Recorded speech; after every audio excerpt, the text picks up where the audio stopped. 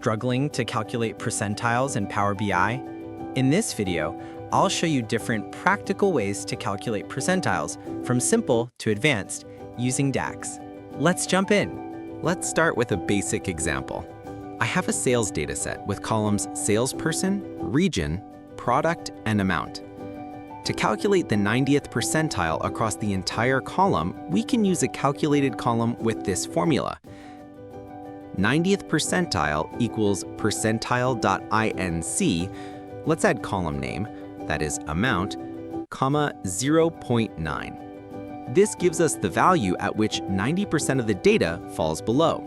It's simple and perfect when you don't need any grouping. There is another function in Power BI to calculate percentiles. It is percentile.inc. Let's understand the difference between both functions. Percentile.inc inclusive includes the full range of your data, meaning it allows percentile values from 0 to 1, including both endpoints. So if you want the 0th or 100th percentile, that is the minimum or maximum, this is your go-to. Percentile.inc exclusive excludes the endpoints, so it only works for percentile values strictly between 0 and 1. For example, 0.01 to 0.99. It's a bit more statistically conservative and is often used when you want to avoid edge values skewing your results. Let's add calculated column to show percentile.exe.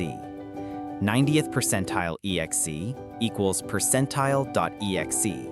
Let's add column name, that is amount, comma 0.9. We can see both percentiles have different values. What if you want to calculate percentiles by region? Here's where it gets tricky because percentile.inc doesn't support grouping. So we use percentilex.inc to simulate percentile logic. Let's create a new calculated column, 90th percentile by region.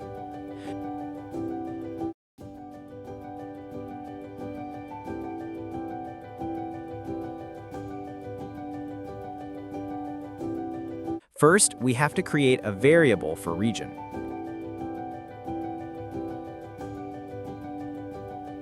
After that, we need a table to filter data based on region. It can be created using summarize function. Inside summarize, we have to use filter function to filter the data.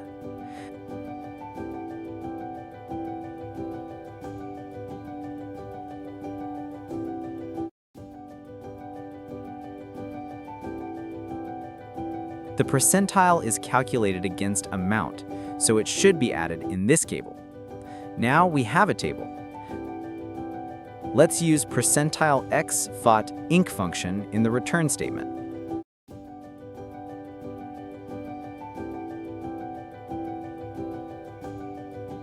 Let's check the result.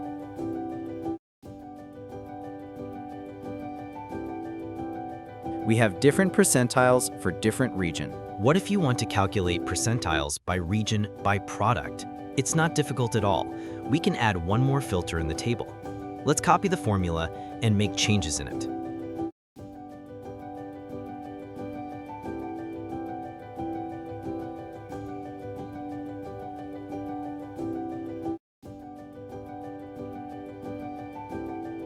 It's done. Now let's check the values.